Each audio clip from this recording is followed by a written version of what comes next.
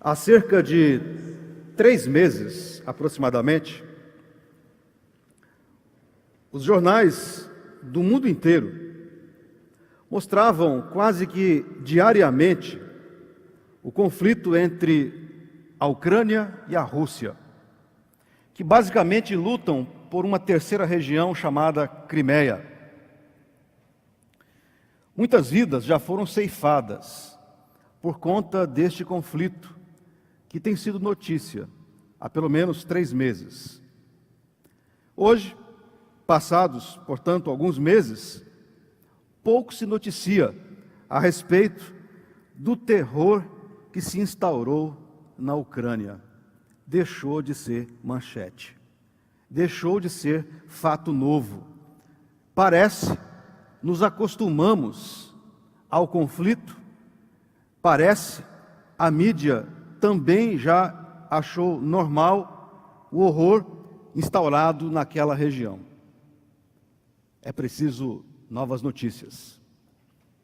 A mais nova manchete no cenário político mundial fala de sunitas radicais tomando cidades no Iraque com a intenção de fundar naquele país uma espécie de califado islâmico.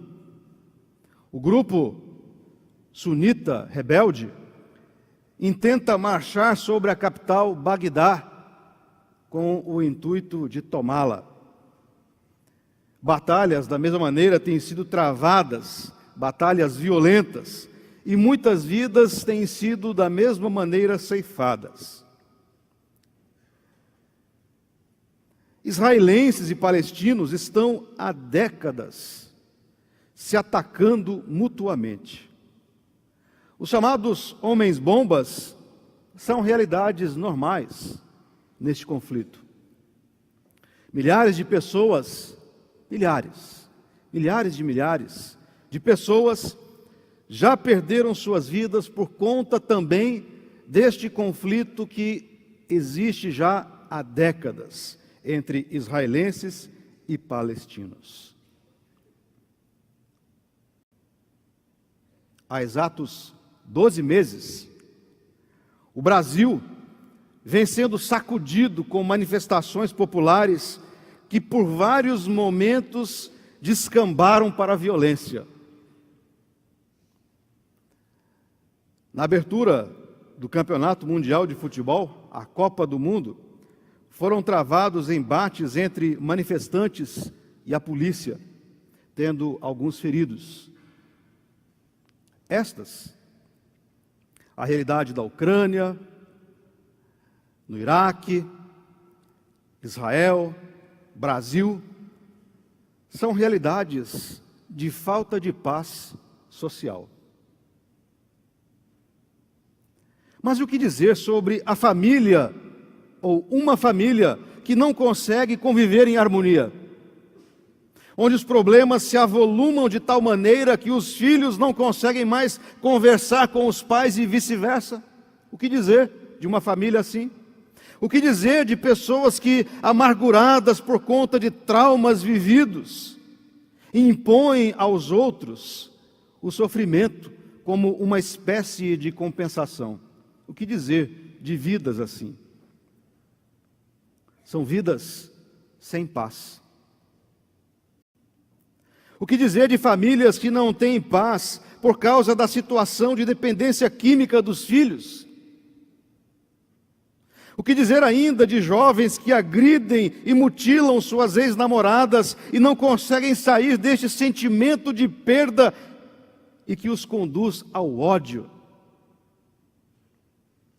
Estas também são realidades de falta de paz emocional, falta de paz individual. Iniciamos nesse mês, queridos irmãos e irmãs, a série intitulada Justiça e Paz. Ao inaugurá-la, o reverendo Valdinei afirmou que o enfoque de nossas meditações seria o pastoral, e assim o faremos. No texto lido, temos o Senhor Jesus se despedindo de seus discípulos. O mestre sabia que o futuro próximo lhe revelaria a cruz e a morte, e que em breve ele estaria ausente fisicamente dos discípulos. Este é o contexto. Contexto, inclusive, do anúncio da vinda do Espírito Santo para justamente compensar essa ausência física do mestre entre os discípulos. Esse é o contexto. Ausência do mestre. Sofrimento, angústia, medo, insegurança. Ao perceber as dificuldades por que passariam os seus seguidores, os discípulos, Jesus Cristo os anima diante desta realidade de medo e insegurança. E assim Jesus diz aos seus discípulos: deixo-vos a paz, a minha paz vos dou, não vou lá dou como a dá o mundo. É a partir desta belíssima expressão do Senhor que gostaria de meditar com os irmãos e irmãs nesta hora, nesta manhã, sobre a paz de Jesus Cristo, a paz do Senhor em nossa vida. Esta é uma expressão tão importante que é utilizada por vários grupos evangélicos para se saudarem, a paz do Senhor. O Senhor Jesus, ao falar que nos daria a sua paz, a frase era direcionada aos discípulos, mas acolhe o nosso coração ainda hoje, disse que o faria não como faz o mundo. Mas então, é conveniente perguntar, então, como é a paz que o mundo oferece? Se Jesus disse que ele não ofereceria a paz que o mundo assim o faz, como é então a paz que o mundo oferece? A paz que o mundo oferece é conquistada com a violência. Quando Jesus falou da paz que o mundo oferta, talvez estivesse pensando na máxima do Império Romano, que dizia: se queres a paz, então prepara a guerra. Talvez fosse nisso que Jesus estivesse pensando. Se queres a paz, então prepara a guerra. Esta é uma das grandes contradições humanas, buscar a paz com a guerra. Se formos avaliar isso, é um absurdo. É um verdadeiro absurdo buscar a paz com a guerra. Mas é esta paz que o mundo oferece. Infelizmente, esta tem sido também a atitude das potências mundiais ao longo de toda a história humana. Hoje, a guerra ganhou tamanha sofisticação tecnológica que é possível agredir, matar apenas o atacado, garantindo a sua paz e impondo o terror aos atacados. Armas hoje têm precisão cirúrgica. É uma falsa paz. Esta é a paz que o mundo oferece. Paz conquistada com tiros e medo. E, infelizmente, as guerras parecem ser o caminho mais curto que as nações buscam para resolver as suas divergências. Infelizmente. A paz que o mundo oferece é gerada pela violência. Mas, além de ser violenta e ser conquistada com a violência, a paz que o mundo oferece é passageira. A paz conquistada pela força, pelo tiro, pela guerra, não consegue sustentar-se por muito tempo. Mediados por vários líderes mundiais, por inúmeros presidentes, palestinos e israelenses já assinaram vários acordos de paz, que duram poucos anos, e logo estão novamente com suas ações belicosas, matando e morrendo, porque a paz conquistada com a violência é passageira, não é duradoura. Assim é a paz que o mundo oferece, efêmera, não se mantém, não se sustenta, posto que não é colocada dentro do coração, mas no papel. Esta é a diferença. E por esta razão, a paz que o mundo oferece também é enganadora. A paz conseguida à custa da violência é profundamente enganadora, pois não resolve os medos e conflitos do coração humano. O uso das baionetas não leva em consideração que a paz deve ser uma realidade tanto social quanto individual, muito mais ainda individual, emocional. A paz oferecida pelo mundo focaliza apenas a ausência da guerra. E nós bem sabemos que a ausência da guerra pode não ser paz. Para acontecerem, justiça e paz são dependentes de ações práticas, tanto sociais quanto pessoais. De nada adianta buscar a justiça se os nossos atos cotidianos revelam injustiça para com os próximos. De nada adiantará buscarmos justiça se agirmos com 2 pesos e 2 medidas nos nossos relacionamentos. De nada adiantará falarmos em paz se não houver paz dentro do nosso coração. Um dos grandes equívocos, e talvez, quem sabe até, uma das razões da autoimplosão do comunismo, foi o de desconsiderar totalmente o indivíduo em detrimento da coletividade. Talvez tenha sido esse um dos grandes equívocos do comunismo. Achar que a coletividade estando bem, os indivíduos estariam. Não é verdade. Quem toma a decisão de fazer a guerra são os indivíduos. Quem se inflama de ódio são os indivíduos, que por sua vez levam e impõem seu ódio à coletividade. Nesse sentido, de nada adiantará vivermos a paz política se os corações estiverem em guerra. Jesus sabia desta realidade. E é por esta razão que, ao despedir-se dos discípulos, lhes assegurou: deixo-vos a paz, a minha paz vos dou. Não vou-la dou como a dá o mundo. Não se turbe o vosso coração, nem se atemorize. Já vimos parte desta palavra e expressão do Mestre, de que ele não daria a sua paz como o mundo assim o faz. E já vimos como é, quais são as características desta paz que o mundo oferece. E a essa altura cabe também perguntar, mas afinal, como é então a paz que o Senhor Jesus oferece a mim e a você? Como é a paz que o Senhor Jesus nos oferece? Há algo muito especial na afirmação de Jesus Cristo: minha paz vos dou.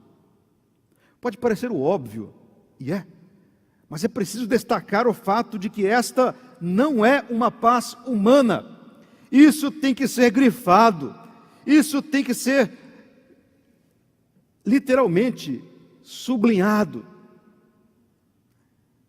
A paz de Jesus Cristo não é o resultado de empreendimentos e tratados humanos, mas é oferecida pelo Senhor, que atua nos corações daqueles que tomam uma decisão em sua direção.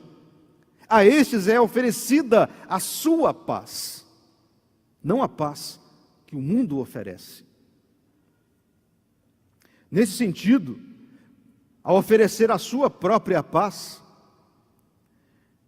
Jesus Cristo nos demonstra que a sua paz, é graciosa. A paz do Senhor é graciosa. A paz que Jesus oferta não carece, não precisa de ações por parte daqueles a quem é dirigida. Para termos a paz do Senhor Jesus, não precisamos cumprir uma série de enunciados legalistas, porque ela é graciosa. É dirigida, ao contrário, de forma graciosa, pelo simples fato de que Ele mesmo, Ele, o Senhor Jesus, é a paz. É o que nos diz o texto de Efésios, capítulo 2, versículo 13 e 14, que diz assim: agora, em Cristo Jesus, vós que estáveis longe, fostes aproximados pelo sangue de Cristo. E diz o texto, porque Ele é a nossa paz. Ele é a nossa paz. Por esta razão, não há como compará-la, assim como não há como comprar a Jesus Cristo. Não há como comprar essa paz que o Senhor oferta, porque ela é graciosa, ela é gratuita. E sabe por que não é possível comprar a paz de Jesus Cristo?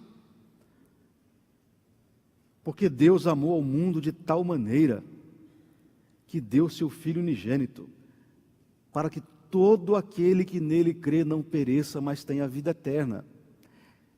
É assim. Assim como a salvação é gratuita e dom de Deus, tal é a paz de Jesus Cristo, gratuita, graciosa, e assim Ele é a nossa paz, e a oferece-nos de forma graciosa. Não são os sacrifícios, não são as suas ações ou pensamentos que te fazem alcançar a paz de Jesus Cristo, porque é Ele quem oferece bondosamente. A paz de Jesus Cristo é gratuita, e Ele foi quem disse: minha paz vos dou, minha paz vos dou. A paz do Senhor, além de ser gratuita, graciosa, é também íntima. Jesus Cristo não disse que daria paz à sociedade. Não é esta a ênfase da expressão e do ministério de Jesus. E não o fez por uma simples razão. O Evangelho é voltado ao indivíduo. Ou seja, uma nação não pode ser salva por um decreto ou tratado. A nação não é salva coletivamente. A paz de Jesus Cristo não é uma realidade coletiva e social. Ainda que o Evangelho tenha como consequência o exercício da justiça, que por sua vez interfere na sociedade, a paz não é oferecida socialmente. Ao contrário, isso se dá de forma pessoal e íntima com o Senhor Jesus, que é o príncipe da paz. É por esta razão que ele faz o convite: vinde a mim todos os que estáis cansados e sobrecarregados, e eu vos aliviarei.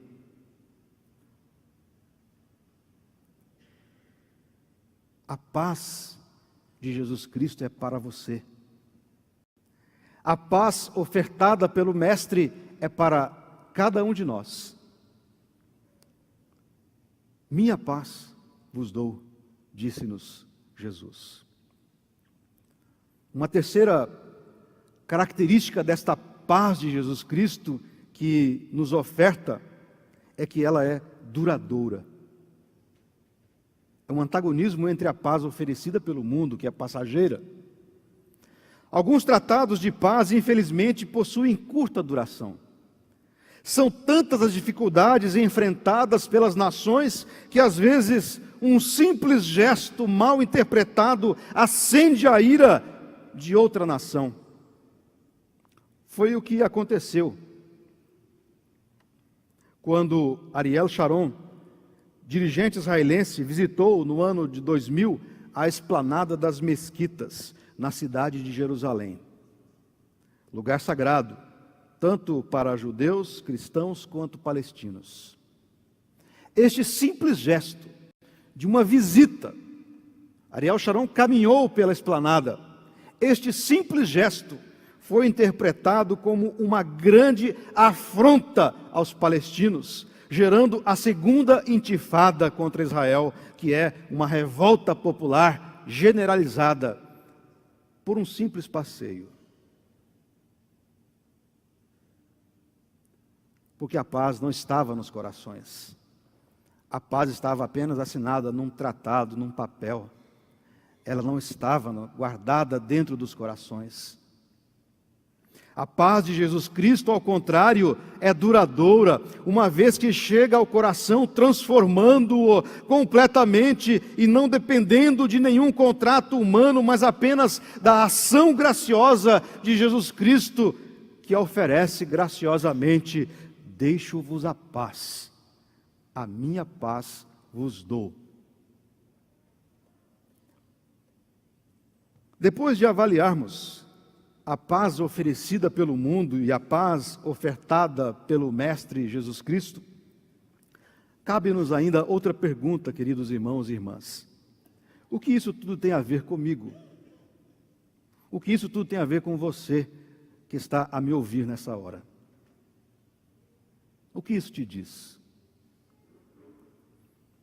Isso tem a ver com você porque, nesta hora, você, se ainda não fez, pode ter a oportunidade de experimentar a beleza e a graça da paz de Jesus Cristo. Porque disse Ele-nos: deixo-vos a paz, a minha paz vos dou. A nossa igreja possui 4 passos para a vida cristã. 4 passos que norteiam toda a nossa caminhada cristã aqui nesta igreja. O primeiro passo é a decisão, depois a conexão, que é a comunhão entre os membros, depois a formação, que é o conhecimento e o estudo, e então a missão. São 4 passos na vida cristã. Hoje pode ser o primeiro passo para você, que é tomar uma decisão. Depois de ouvir o convite de Jesus Cristo, você pode hoje decidir viver a partir de então junto a Jesus Cristo e experimentar assim a sua paz, porque é Ele mesmo quem promete e oferece: deixo-vos a paz, a minha paz vos dou. Este pode ser o dia, e esta pode ser amanhã, para você tomar esta decisão de experimentar a paz de Jesus Cristo. A maioria das cartas pastorais do Novo Testamento tratam da paz. E eu quero desafiá-lo nesta manhã, ao sairmos deste templo, saímos com a convicção de que a paz do Senhor repousa sobre nós. E que você pode, mediante o desejo sincero, dizer: Senhor, quero sim viver esta paz, quero sim viver uma vida contigo. Como eu disse, a maioria das cartas pastorais, das epístolas pastorais do Novo Testamento, tem seu início com uma saudação. E eu quero inverter a lógica e quero utilizar-me desta saudação para encerrar esta nossa meditação. A saudação que é comum ao iniciar-se as epístolas pastorais diz-nos assim, e assim encerro esta meditação: graça a vós outros e paz da parte de Deus e do Senhor Jesus Cristo. A paz do Senhor a todos os irmãos e irmãs. A Ele, pois, toda a glória. Amém? Que Ele assim nos abençoe.